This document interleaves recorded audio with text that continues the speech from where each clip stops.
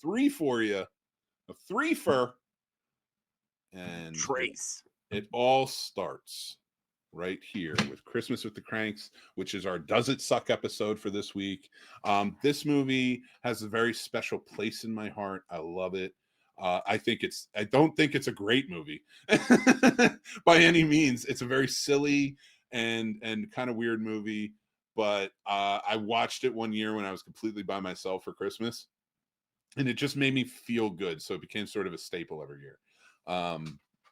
But I did it for Does It Suck? So you'll have to go listen to that and see if I do think it sucks, but I do have an affinity for it.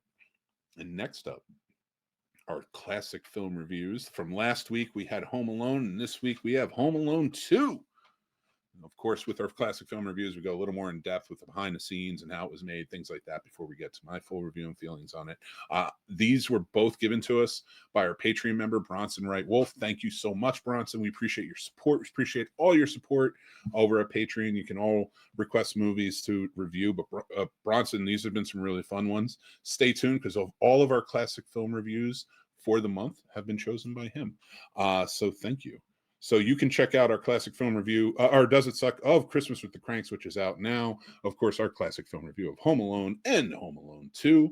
And before we get started with our final segment, we also have some shows out this week that I think you'll enjoy. It's our Discovering Horror, Blair Witch horror. We get in depth with the movies and teach you a few things for all the horror newcomers.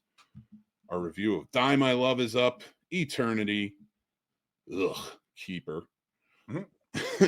Carpenter's Son, which arguably was a very good movie and I enjoyed, but Nick Cage had issues, which is hard for me to say. But Film Definitions with Mick.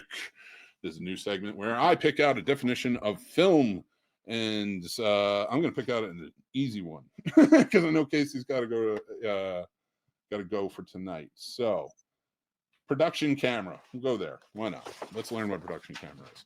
A motion picture camera employed in a studio or on location during shooting and differentiated from the process cameras employed for matte shots, bipack printing, and optical printing. That is dated. It's very dated. But that's her show, everybody.